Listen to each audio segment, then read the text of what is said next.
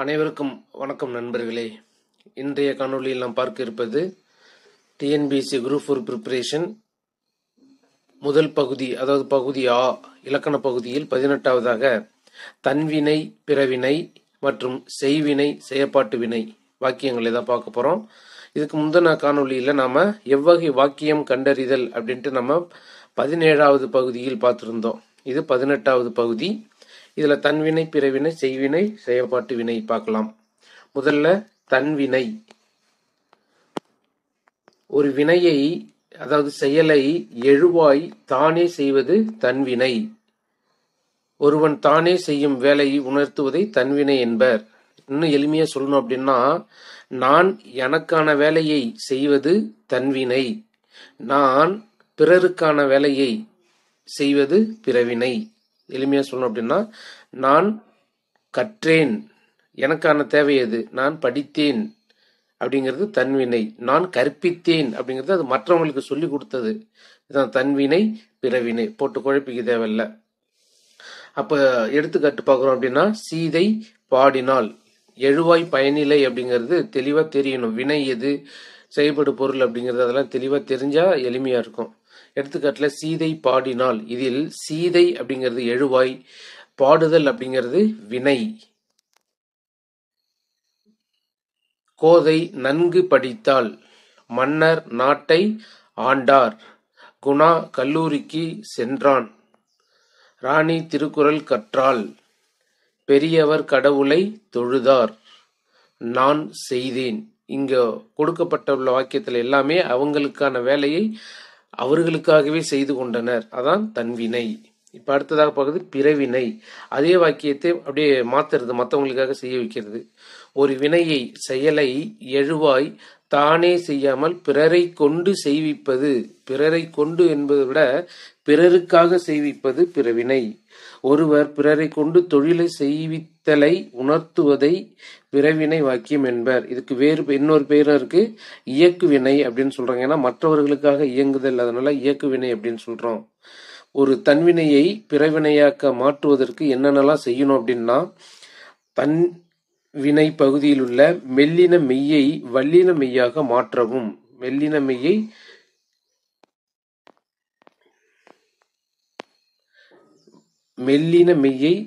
எப்படி மாற்றணும்? வல்லின மெய்யாக மாற்றவும். அடுத்ததாக அதுக்குதான் எடுத்துக்காட்டு, வல்லினம் அப்படிங்கிறது திருந்தினான், மெல்லினம் அப்படிங்கிறது திருத்தினான். அதான் வல்லினம், மெல்லினம். வல்லினம் அப்படிங்கிறது என்ன? இத்து. மெல்லினம் அப்படிங்கிறது இது இந்து, அது இத்து. வல்லினம், மெல்லினம், இடையினம் அப்படிங்கிறது தெரிஞ்சுக்கோங்க. இரண்டாவது விதி, தன்வினை பகுதியில் உள்ள வல்லின மெய்யெழுத்தை இரட்டிக்க வேண்டும். வல்லின மெய்யெழுத்தை இரட்டிக்க வேண்டும். என்ன வல்லின மெய்யெழுத்து? கா. இங்க இக்கு வல்லினம். கி, பழகினான் இருக்குல்ல, அத எப்படின்னு இரட்டிப்பு அப்படிங்கறத இதுதான். ஒற்று எழுத்தை கொண்டு இரட்டிக்க வேண்டும். பழகினான், பழக்கினான். மூன்றாவது விதி, தன்வினை பகுதியுடன் வி, பி, கு, சு, டு, து, பு, ரு என்னும் விகுதிகளில் ஒன்றை சேர்க்க வேண்டும். இதுல எது பொருத்தமா இருக்கோ அதை சேர்க்க வேண்டும். அப்ப பாருங்க, செய்தான் அப்படிங்கிறது தன்வினை. அதை பிறவினையா மாற்றும் போது செய்வித்தான். இதுல அந்த விகுதி வருதுங்களா, செய்வித்தான் அப்படிங்கிறது. இதுதான் விதிகள். இப்ப சில எடுத்துக்காட்டுகள் பார்க்கிறோம். தன்வினையிலிருந்து பிறவினைக்கு, அமர்ந்தான், அமர்த்தினான். திருந்தினான், திருத்தினான். உருண்டான், உருட்டினான். பயின்றான், பயிற்றுவித்தான். பெருகு, பெருக்கு. செய், செய்வி. வாடு, வாட்டு. நடந்தான், நடத்தினான். சேர்க்கிறான், சேர்கிறான். சேர்கிறான், சேர்க்கிறான். அதான் ஒற்றை இரட்டிப்பாக்கணும்னு சொன்னோம்ல. சேர்கிறான், சேர்க்கிறான். ஆடினான், ஆட்டுவித்தாள். பாடினான், பாடுவித்தான். கற்றார், கற்பித்தார். தேடினான், தேடுவித்தான். உண்டான், உண்பித்தான். அடங்குவது, அடக்குவது. அவனே கண்ட்ரோலா இருக்கிறது, மற்றவங்களை கண்ட்ரோல் பண்றது. அடங்குவது அப்படிங்கிறது அவன் அடங்கினான். அடக்குவது என்பது அவன் மற்றவர்களை அடக்கினான். அகல், அகற்று. அமைவான், அமர்த்துவான். ஏறு, ஏற்று. செய், செய்வி. உண், உண்பி. பெருகு, பெருக்கு. வாடு, வாட்டு. மடங்கு, மடக்கு. கட, கட்டு. உருகு, உருக்கு. படித்தால், படிப்பித்தால். போனான், போக்கினான். உருண்டான், உருட்டினான். நடந்தால், நடத்தினாள். எழுந்தான், எழுப்பினான். பயின்றான், பயிற்றினான். போ, போக்கு. பாய், பாய்ச்சி. உருள், உருட்டு. நட, நடத்து. எழு, எழுப்பு. பயில், பயிற்று. உண், உண்ணச்செய். உறங்கு, உறங்கச் செய். சேர்கிறேன், சேர்க்கிறேன். சேர்வேன், சேர்ப்பேன். சேர்ந்தேன், சேர்த்தேன். அப்படிங்கிறது சில தன்வினை பிறவினை வாக்கியங்களுக்கான சொல். அதை நம்ம வாக்கியமா பார்க்கல, அதே நம்ம வாக்கியங்களை அப்ப கீழே பார்க்கலாம். தன்வினை பிறவினை வாக்கியத்துல திருக்குறள் கற்றேன். பிறவினை திருக்குறளை கற்பித்தேன். கொள்ளையர் கூட்டம் அடங்கினர். காவலர் கொள்ளையர் கூட்டத்தை அடக்கினர். நண்பர்கள் வீட்டில் விருந்து உண்டேன். நண்பரை விருந்து உண்பித்தேன். நான் நேற்று வந்தேன். நான் நேற்று வருவித்தேன். தாய் உணவை உண்டாள். தாய் குழந்தைக்கு உணவை உண்பித்தாள். செல்வம் பாடம் கற்றான். செல்வம் பாடம் கற்பித்தான். பூங்கோதை பொம்மை செய்தாள். பூங்கோதை பொம்மை செய்வித்தாள். உருண்டான், உருட்டினான். உண்டாள், உண்பித்தாள். ஆடினார், ஆட்டுவித்தார். கண்டான், காண்பித்தான். உழுதார், உழுவித்தார். இப்ப இது எல்லாமே பார்த்ததெல்லாம் தன்வினை பிறவினை வாக்கியங்கள். எளிமையா இருக்கும். அடுத்ததாக பார்க்கக்கூடியதும் செய்வினை செயற்பாட்டு வினை வாக்கியங்கள். முதலில் செய்வினை என்றால் என்ன, தன்வினையிலிருந்து செய்வினை எவ்வாறு மாறுது, என்ன பண்ணணும் அப்படின்னு பார்க்கிறோம். ஒரு தொடரில் எழுவோயின் பாலுக்கு ஏற்ப வினைமுற்று வருவது. செயலை செய்பவரை முதலில் வாக்கியத்தில் அமைப்பது செய்வினை வாக்கியமாகும். அதாவது எழுவாயே செயலை செய்வதாக கூறுவது செய்வினை வாக்கியம். தன்வினையை போன்றே இதிலும் செயலை எழுவாயை அமையும். சரி, தன்வினையை போன்றே இதிலும் செயலை எழுவாயே செய்யும். பெரும்பாலும் எப்படி இருக்கும், தன்வினையும் செய்வினையும் ஒரே மாதிரியாக இருக்கும். அது எங்கு வேறுபடுது அப்படின்னு பார்க்கலாம். எழுவாய், செய்யப்படு பொருள், பயனிலை என்ற வரிசையில் வாக்கியம் அமைதல் வேண்டும். செய்யப்படு பொருளோடு இரண்டாம் வேற்றுமை உருவான ஐ வெளிப்பட்டும் வெளிப்படாமலும், அதாவது மறைந்தும் வரும். எடுத்துக்காட்டு பார்க்கிறோம். குமரன் கோயில் கட்டினான். இங்கு குமரன் ஆண்பால், கட்டினான் ஆண்பால் வினைமுற்று. கோயில், கோயிலை, கோவில் இருக்குங்களே, இந்த கோவில் என்னவா வரணும், எதை கட்டினான், கோயில் கட்டினான். எதை கட்டினான், கோவிலை கட்டினான். அப்போ கோவில் கூட்டல் ஐ, கோவிலை கட்டினான் என்பதுதான் இங்க செய்யப்படு பொருள். இதே போல மற்ற வாக்கியங்களை நீங்களே பிரித்து எழுதலாம். குமரன் கோயில் கட்டினான் என்பதில் குமரன் ஆண்பால், கட்டினான் என்பது ஆண்பால் வினைமுற்று. இது எல்லாமே, இந்த விதிகள் எல்லாமே மேலே சொன்னதுல பொருந்தும். இது என்ன பொருந்தும் அப்படின்னா, முதல் விதியை பார்க்கிறோம். ஒரு தொடரில் எழுவாயின் பாலுக்கு ஏற்ப வினைமுற்று அமைவது. அதுதான் எழுவாய் அப்படின்னா, இங்க எழுவாய் அப்படிங்கிறது எதை சொல்றோம், குமரன். இவன் யாரு, ஆண்பால். அப்ப ஆண்பால்னா கடைசி என்ன வரணும், வினைமுற்றுல கட்டினான் என்பது ஆண்பாலுக்கு வரணும். குமரன் அப்படின்னா ஆண்பால். இதே தேவி அப்படின்னா கட்டினாள் அப்படிங்கிறது. வினைமுற்றுல எந்த மாற்றமும் இருக்கு, அது அந்த செய்படு பொருள்ல எந்த மாற்றமும் இருக்காது அதுதான் முதல் விதி சொன்னோம். அதே போல மற்ற விதிகள், அடுத்த விதியை பார்க்குறோம். அடுத்த விதியில் இங்க என்ன வருது? செயலை செய்பவரே முதலில் வாக்கியத்தில் அமைப்பது செய்வினை வாக்கியம். செயலை யார் செய்யறா? குமரன் செய்யறான். அப்ப அதுதான் வாக்கியத்தின் முதலில் அமைய வேண்டும். இது இரண்டாவது விதியை சொல்லியிருந்தோம். மூன்றாவது விதியை என்ன சொல்றோம்? தன்வினையை போன்ற இதிலும் செயலே எழுவாயாக அமையும். இது எல்லாமே அதே தான் இருக்கு. செய்யப்படும் பொருளோடு இரண்டாம் வேற்றுமை உருபு ஐ வெளிப்பட்டும் மறைந்தும் வரும். இங்க நமக்கு எப்படி இருக்கு? கோயில் அப்படிங்கிறது மறைந்து வந்திருக்கு. கோவில் அப்படிங்கிறது கோயிலை கட்டினான் அப்படின்னு தான் வரும். இங்க ஐ மறைந்து வந்துள்ளது. இரண்டாவது வாக்கியம், முருகன் பாடம் படித்தான். முருகன் அப்படிங்கிறது என்னங்க? எழுவாய், ஆண்பால். இது எழுவாய், இதுலயே ஆண்பால். படித்தான் அப்படிங்கிறது ஆண்பால் வினைமுற்று. பாடம், இது எப்படி பிரிச்சு எழுதலாம்? இரண்டாம் வேற்றுமை உருபோடு தொடர்பு படுத்தி பாடம் கூட்டலை பாடத்தை அப்படிங்கிறது. அப்போ இது போல மற்ற வாக்கியங்கள், வள்ளுவர் திருக்குறளை இயற்றினார். ராமன் வில்லை வளைத்தான். கனி சோறு சாப்பிட்டாள். குருவி கூடு கட்டியது. வீரர்கள் நாட்டை காப்பாற்றினர். தாய் மகளை பள்ளிக்கு அனுப்பினாள். மாடுகள் புல்லை தின்றன. இவையெல்லாம் செய்வினை வாக்கியத்திற்கான எடுத்துக்காட்டுகள். அடுத்ததாக செயப்பாட்டு வினை.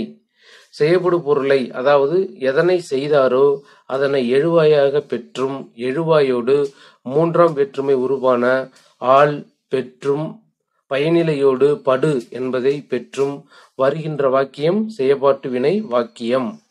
செய்யப்படு பொருளை, அதாவது எதனை செய்தாரோ அதனை எழுவையாக பெற்றும், அப்படியே வாக்கியம் ரிவர்ஸ் ஆகும். அதோடு எழுவாயோடு மூன்றாம் வேற்றுமை உருவான ஆள் வரும். இப்போ நாம எதை செய்வினையில் எழுவாயாக சொன்னோமோ அதை நாம ரிவர்ஸ்ல மாற்றும் பொழுது மூன்றாம் வேற்றுமை உருவான ஆள் சேரும். அதோடு பயனிலையோடு படு அப்படிங்கிற வார்த்தையும் சேர்த்து எழுதுவோம். செய்யப்படு பொருள் எழுவாய் பயனிலை என்ற வரிசையில் வாக்கியம் அமைத்தல் வேண்டும். முன்னாடி நம்ம எப்படி எழுதியிருப்போம்? எழுவாய் செய்யப்படு பொருள் பயனிலை அப்படின்னு அமைச்சிருப்போம் தன்வினையில. இப்போ எப்படி செய்யப்படு பொருள் தான் முன்னாடி வரும். செய்யப்படு பொருள் எழுவாய் பயனிலை அப்படிங்கிற ஆர்டர் வரிசையில் எழுத வேண்டும். பயனிலையோடு படு பட்டது எனும் சொற்களை சேர்க்க வேண்டும். இதோட பயனிலையோடு எடுத்துக்காட்ட பார்க்கிறோம்.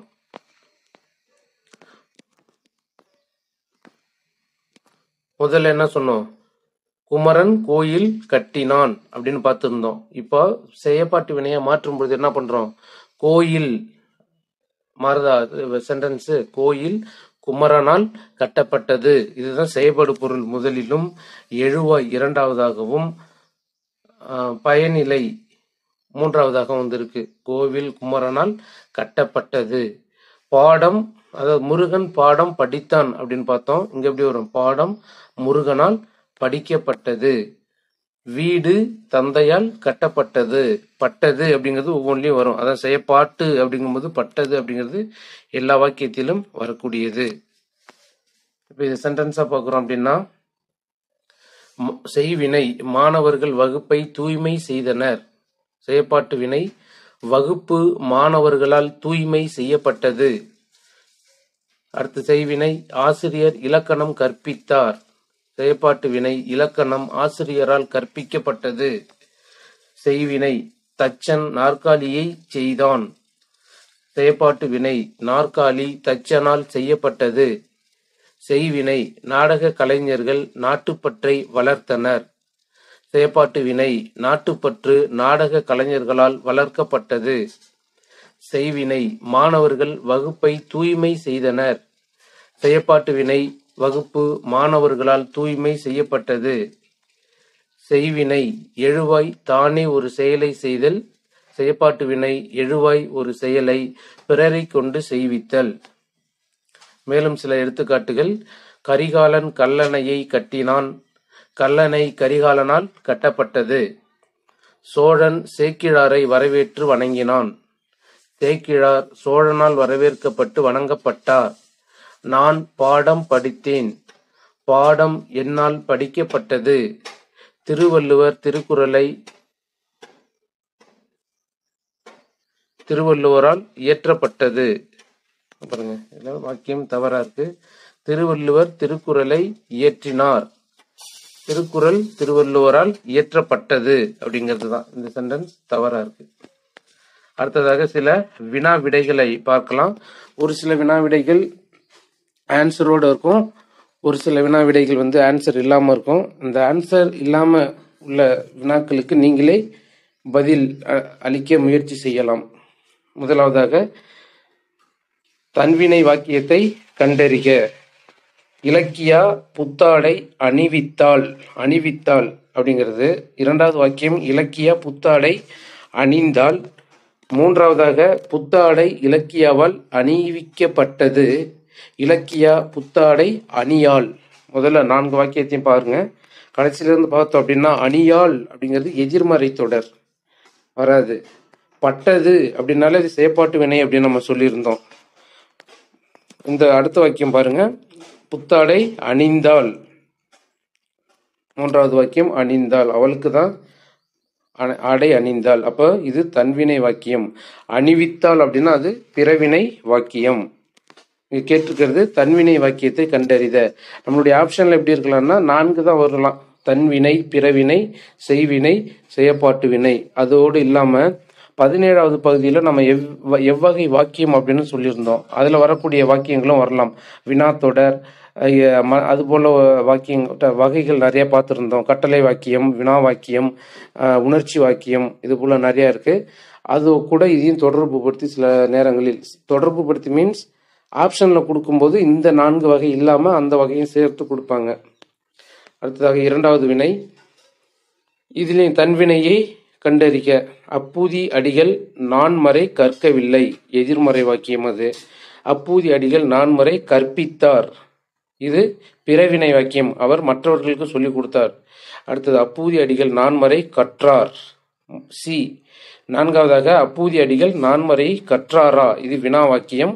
அப்ப ஆப்ஷன் சி, அப்பூதி அடிகள் நான்மறை கற்றார் என்பது சரியான விடை. 3வதாக, பொற்கொடி ஆயகலை 64 கற்றாள். வாக்கியங்கள் முழுமையாக இருந்தாலும் நமக்கு தேவையானது இந்த ஒரு வார்த்தை மட்டும்தான், கற்றாள் அப்படிங்கிறது. கற்றாள் அப்படின்னாவே என்னன்னு சொல்லியிருந்தோம், அது தன்வினை. இதுல ஆப்ஷன் கொடுத்துருக்காங்க பாருங்க. கலவை வாக்கியம், கூட்டு வாக்கியம், தனி வாக்கியம், இதெல்லாம் நம்ம சென்ற பகுதியிலேயே பார்த்துட்டோம் வினா வகைகள்ல. இதை நம்ம அதுல பார்க்கலாம். அடுத்ததாக 4வதாக, தனி வாக்கியம் குறித்து கீழ்கண்டவற்றில் சரியானது எது? வினா பொருள் தரும் வாக்கியம். வினாவை தருமா? இல்ல. ஓர் எழுவாய் அல்லது ஒன்றுக்கு மேற்பட்ட எழுவாய்கள் ஒரு பயனிலையை கொண்டு முடியும். இது தனி வாக்கியம். தனி வாக்கியம்ல நம்ம சென்ற பகுதியில் பார்த்துருந்தோம். அதனுடைய வரையறையில இது இருக்குது. என்ன அப்படின்னா, ஒரு எழுவாய் அல்லது ஒன்றுக்கு மேற்பட்ட எழுவாய்கள் ஒரே ஒரு பயனிலையை கொண்டு முடிவது தான் தனி வாக்கியம் அப்படின்னு சொல்லியிருந்தோம். எடுத்துக்காட்டு, சேரன் சோழன் பாண்டியன் நாட்டை ஆண்டனர் அப்படின்னு சொல்லியிருந்தோம்ல. ஒரு எழுவாய் அல்லது ஒன்றுக்கு மேற்பட்ட எழுவாய் ஒரு பயனிலையை கொண்டு முடிவது தான் தனி வாக்கியம். அடுத்தது வினாயன் 5. செயற்பாட்டு வினை வாக்கியத்தை கண்டறிதல். நாற்காலி தச்சனால் செய்யப்பட்டது. தச்சன் நாற்காலியை செய்தான். நாற்காலியை செய்தவன் தச்சன். நாற்காலியை தச்சன் செய்தான். எல்லாம் நம்முடைய விதிக்கு மாறுபட்டு வந்திருக்கும். நாற்காலியை தச்சன் செய்தான் அப்படிங்கிறது வாக்கியத்தை அமைப்புல வராது.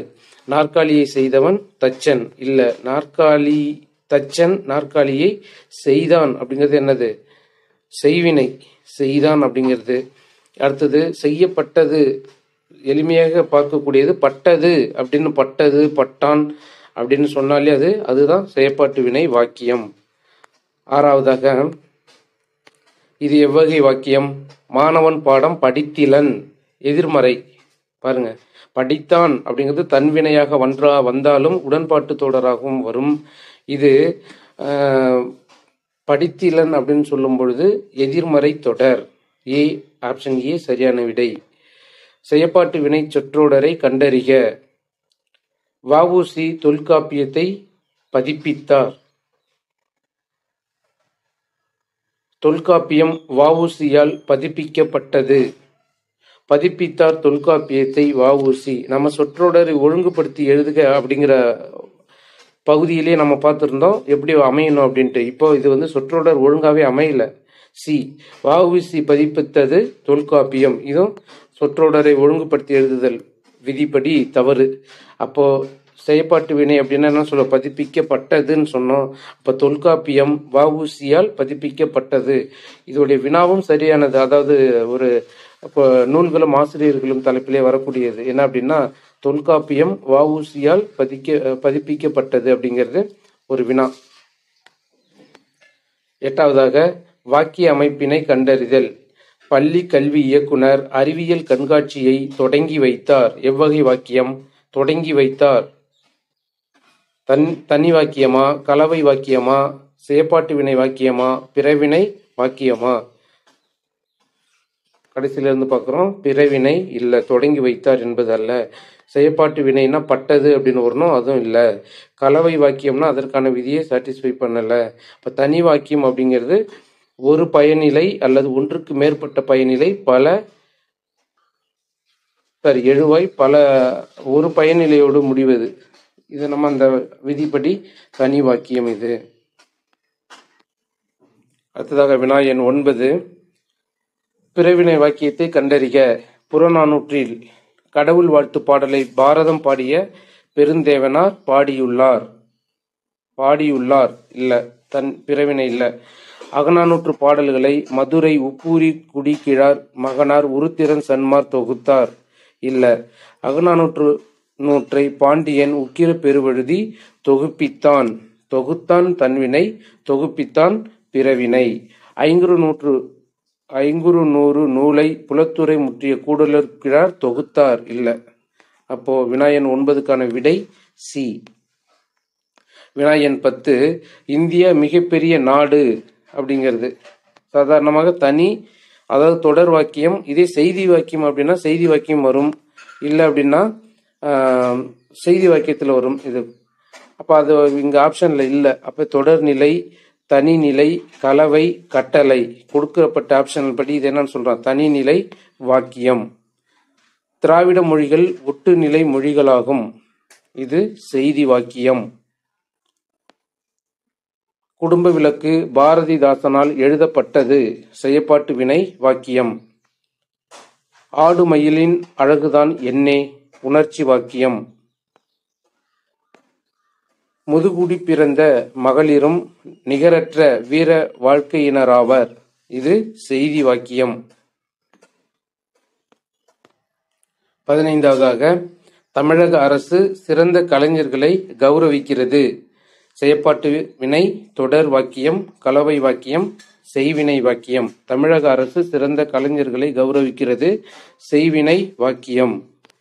பொன்னியிடம் தேன்மொழி தான் மறுநாள் மதுரைக்கு செல்வதாக கூறினாள். நேர்கூற்று என்றால் அந்த அதாவது என்ன சொல்லுவோம், இரட்டை மேற்கோள் குறிகள், கமா, இது எல்லாமே வருவது நேர்கூற்று அப்படின்னு சொல்லியிருந்தோம் ஷார்ட்டாக கண்டுபிடிக்கிறதுக்கு. இங்கே நேர்கூற்று அயற்கூற்று தான். ஆனால் அதில் நேர்கூற்று அயற்கூற்றான்னு கண்டுபிடிக்கணும் அப்படின்னா இது அயற்கூற்று. பொன்னியிடம் அப்படின்னாலே அது என்னன்னு சொல்லிடுவோம், அயற்கூற்று, இன்டைரக்ட் சென்டென்ஸ். 17 வலதுபுறம் இடதுபுறம் பட்டியல் கொடுத்துருக்குறாங்க. அது சரியான விடையை தேர்ந்தெடுக்கிறோம். எண்ணே மயிலின் அழகு அப்படின்னாவே அது என்ன சொல்லிடுவோம், உணர்ச்சி தொடர் அப்படின்னு சொல்றோம். ஏவுக்கு உணர்ச்சி தொடர். கண்ணன் பாடம் படித்திலன், படித்தான் அப்படின்னா உடன்பாடு, படித்திலன் அப்படின்னா எதிர்மறை. அப்போ இரண்டாவது பிக்கு எதிர்மறை. இது ஆன்சர். மணிமொழி பரிசு பெற்றாள். மணிமொழி பரிசு பெற்றாள். அப்ப இது என்னது, உடன்பாட்டு தொடர். உழைத்து பிழை அப்படிங்கிறது கட்டளை தொடர். அப்போ இங்க கொடுத்திருக்கிறதுல ஆப்ஷன் சி சரியான விடை. துணி கலையரசியால் தைக்கப்பட்டது. பட்டது அப்படின்னா செயற்பாட்டு வினை. ஆப்ஷன் சி எங்க இருக்கா? இது என்னன்னு சொல்லியிருக்காங்க, இது செய்வினை தொடரா மாத்தணும் அப்படின்னு சொல்லியிருக்காங்க. அப்போ என்ன சொல்றோம்? கலையரசி துணி தைத்தாள். ஆப்ஷன் என்ன வருதுன்னு பாருங்க. கலையரசி துணியை தைத்தாள். துணி தைத்தாள் அப்படிங்கறது சரியா சொல்லலாம். துணியை தைத்தாள் அப்படின்னு சொல்லலாம். கலையரசி துணி தைத்தாள். கலையரசி துணியை தைத்தாள்.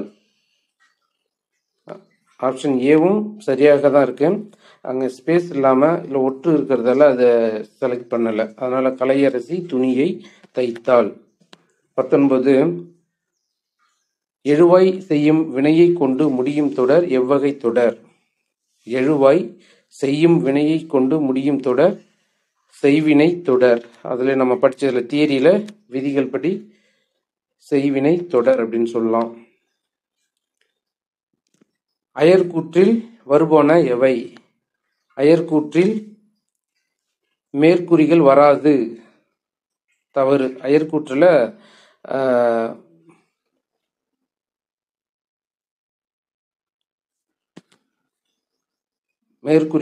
மேற்கோள் குறிகள் வராது. சரி, பொருந்தாததை தான் கண்டுபிடிக்க சொல்றோம். அப்போ தவறான உள்ளதை தான் கண்டுபிடிக்கிறோம். கண்டிப்பா அயர்கூற்றில் என்ன வரும்? மேற்கோள் குறிகள் வரும். அது அவை அங்கே என மாறும். சரியானது. காலப்பெயர்கள் அந்நாள் மறுநாள் என மாறும். அந்நாள் அப்படின்னு சொன்னா அது மறுநாள் என மாறும். அப்ப எதுதான் வராது? தன்மை முன்னிலை பெயர்கள் படர்க்கை பெயர்களாக மாறாது. அப்ப இதுதான் பொருந்தாதது. மீதி எல்லாமே சரியா இருக்குது. இது எல்லாமே சரி. அயர்கூற்று வரையறைப்படி பியை தவிர மீதி அனைத்தும் சரியானது. பிறவினை தொடரை கண்டறிக. கற்றால் தன்வினை, கூறினால் தன்வினை, கூறினான் தன்வினை, கற்பித்தால் பிறவினை. அப்ப விடை பி. பாத்திமா தமிழ் கற்பித்தாள். பிசிராந்தையார் நட்புக்கு இலக்கணமாக திகழ்கிறார். உணர்ச்சி வாய்ப்பில்லை. வினா இல்ல. கட்டளையும் கிடையாது. அப்ப இது செய்தி தொடர்.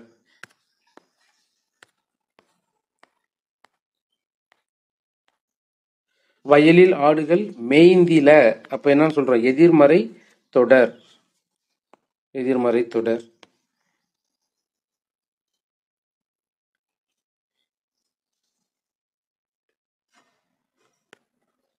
வினாவே ஒரு டிஃப்ரெண்டா இருக்கு பாருங்க.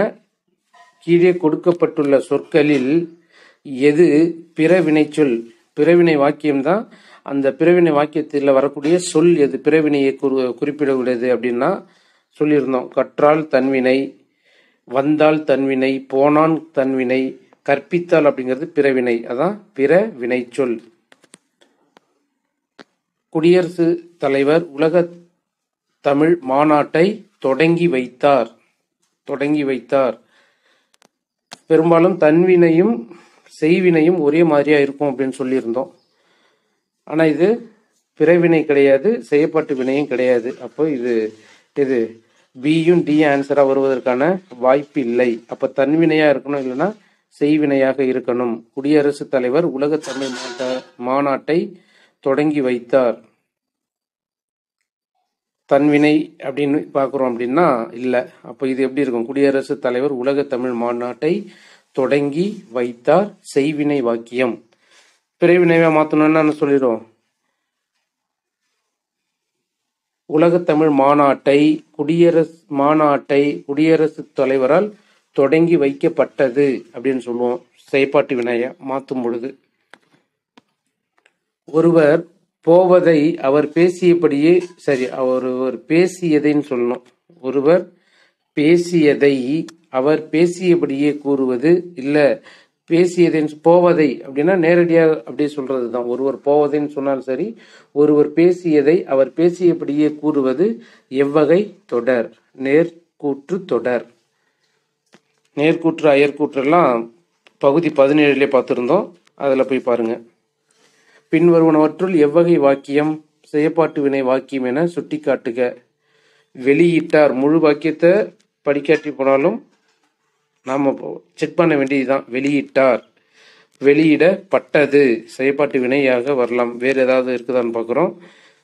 வெளியிட்டார் எல்லாமே வெளியிட்டார்னா தான் இருக்கு. அது மட்டும் வெளியிடப்பட்டது. அப்போ இது பிறவினை செயற்பாட்டு வினை வாக்கியம். தேன்மொழி பொன்னியிடம் நான் நாளை மதுரைக்கு செல்வேன். யோசிக்கவே தேவையில்லை. இரட்டை மேற்கோள் கூறி வந்தாலே அது நேர்கூற்று. இரட்டை மேற்கோள் கூறி வரல அப்படின்னா நாம மற்ற வாக்கியம் கூட கம்பேர் பண்ணலாம். அயற்கூற்றாக இல்லாட்டி போனாலும் மற்ற எதுன்னு கம்பேர் பண்ணலாம். அப்ப இரட்டை மேற்கோள் கூறி வந்ததால் இது நேர்கூற்று தொடர். பிறவினை தொடராக மாற்றுக. கலைச்செல்வி திருக்குறள் கற்றால். கற்றால் என்பது தன்வினை, கற்பித்தால் என்பது பிறவினை. அப்போ இங்கே ஏதோ கற்பித்தால் அப்படின்னு இருக்குதான்னு பாருங்க. இல்லை, கற்பித்தால் இருக்கு, கற்றால் இல்லை. கலைச்செல்வி பயின்றால் அப்படிங்கிறது இல்லை. பயின்றால் அப்படின்னாலும் அது தன்வினை. அப்போ 29க்கு ஆப்ஷன் பி சரியான விடை. கலைச்செல்வி கட்டுரை எழுதிலல். எழுதிலல் அப்படின்னா என்னது? எதிர்மறை தொடர். இதுலேயே பொருள் மாற எதிர்மறை தொடர் அப்படிங்கிறத நம்ம பார்த்துருந்தோம். பொருள் மாறும் எதிர்மறை தொடர், பொருள் மாறா எதிர்மறை தொடர் அப்படிங்கிறதெல்லாம் இருக்கு. ஆனா இந்த வாக்கியம் எதிர்மறை தொடர் என்பது சரியான விடை. கற்றால் தன்வினை தொடர். குடியரசுத் தலைவர் ஏற்கனவே நம்ம பார்த்துட்டோம். நேற்று மழை பெய்தது, அதனால் ஏரி குளங்கள் நிரம்பின. நேற்று மழை பெய்தது, அதனால் ஏரி குளங்கள் நிரம்பின. இது தொடர் வாக்கியம், தனி வாக்கியமாக இருக்க வாய்ப்பில்லை. தொடர் வாக்கியம். தன்வினை வாக்கியம் இது ஏற்கனவே பார்த்துட்டோம், இதையும் பார்த்துட்டோம். பிறவினை அப்படிங்கிறது கற்பித்தால். இதுல கற்றால், கற்பிக்கப்பட்டது, கல்லால் இதெல்லாமே இல்லை. பிறவினை வாக்கியம் கற்பித்தால் என்பது சரியான விடை. தாய்மொழியை உயிராக போற்றுமாறு ஆசிரியர் மாணவர்களிடம் கூறினார். கலவை வாக்கியம் இல்லை, எதிர்மறை வாக்கியமும் இல்லை. நேர்கூற்றாக இருக்கணும் அப்படின்னா இரட்டை மேற்கோள் குறி வரணும். நேர்கூற்றும் கிடையாது. அப்ப இது அயற்கூற்று. பாத்திமா திருக்குறள் கற்பித்தால். பிறவினை வாக்கியம். தென்னிந்தியாவின் அடையாள சின்னமாக காங்கேயம் மாடுகள் போற்றப்படுகின்றன. வினா கிடையாது, கட்டளை கிடையாது, உணர்ச்சி கிடையாது. அப்ப இது செய்தி தொடர். கல்லாமை ஒழிக எனும் பொருளில் வரும் தொடர் செய்தியா, வினாவா, விழைவா, உணர்ச்சியா? விளைவு தொடருடைய வகைகள் நம்ம நிறைய பார்த்திருந்தோம். அதுல கல்லாமை ஒழிக எனும் பொருளில் வரும் தொடர் இதுல எது அப்படின்னா விழைவு தொடர். விழைவு தொடர்னா என்ன வரையறை அப்படின்ட்டு சென்ற பகுதி 17 இருக்கு பாருங்க. பள்ளிக்கு புத்தகங்கள் வருவித்தார். வருவித்தார் அப்படின்னா கொண்டு வர வைத்தார் அப்படிங்கிறது பிறவினை. வீடு கட்டியாயிற்று. கட்டியாயிற்று அப்படின்னா செயற்பாட்டு வினை. வீடு கட்டியாயிற்று. தன்வினை அப்படிங்கிறது படித்தான். கொடுக்கப்பட்டிலே படித்தான் என்பது தன்வினை. சிறுவன் பாடம் படிப்பித்தான் பிறவினை. சிறுவன் பாடம் படித்தான் தன்வினை. சிறுவன் பாடம் படிக்க வைத்தான் அதுவும் பிறவினை. சிறுவன் பாடம் படித்தானா இது வினாத்தொடர். அப்ப சரியான விடை ஆப்ஷன் பி. செய்வினை செயற்பாட்டு வினை வாக்கியங்களை கண்டெழுதுதல். பானை குயவனால் வணையப்பட்டது. செயற்பாட்டு வினை வாக்கியம். இதுலயும் அப்பா சொன்னார் அப்படிங்கிறது சொன்னார் தன்வினையா செய்வினையா பிறவினையா செயற்பாட்டு வினை வாக்கியமா அப்படின்னு பார்த்தோம் அப்படின்னா அப்பா சொன்னார் அப்படிங்கிறது தன்வினை பிறவினை. நமக்கு தன்வினை செய்வினை அப்படிங்கிறதுல நமக்கு குழப்பங்கள் வரும். ஆனா அது என்ன சொல்றான், அப்பா சொன்னாருங்கிறது செய்வினை வாக்கியம். பொருந்தாத சொற்றொடரை கண்டறிதல். தோசை வைக்கப்பட்டது செய்வினை தொடர். அப்துல் நேற்று வந்தான் தன்வினை. சரியா இருக்கு, இது சரியானது. கவிதா உரை படித்தால் செய்வினை. தன்வினை செய்வினைக்கு இன்னும் நமக்கு நிறைய கன்ஃபியூஷன் இருந்துச்சுன்னா ஒரு முறைக்கு பல முறை நீங்க அதற்கான வரையறைகளை திரும்ப திரும்ப பாருங்க. அப்துல் நேற்று வந்தான் அப்படிங்கிறது தன்வினை. கவிதா உரை படித்தால் அப்படிங்கிறது செய்வினை. கோவலன் கொலையுண்டான் அப்படிங்கிறது எப்படி இருக்குது? கொலையுண்டான். இது ஒரு வாக்கியம் என்னன்னு இன்கம்ப்ளீட்டா இருக்கு. அப்போ சென்டென்ஸ் கம்ப்ளீட் ஆகணும். இதுல ஏதோ கம்ப்ளீஷன் இல்லை, அதனால இதை விட்டுருங்க. 3 வாக்கியங்களில் தோசை வைக்கப்பட்டது அப்படின்னா இது 2ம் சரியா இருக்கு, இது சரியா இல்லை. அப்போ பொருந்தாதது தோசை வைக்கப்பட்டது அப்படிங்கிறது தான். அப்துல் நேற்று வந்தான் அப்படிங்கிறது தன்வினை.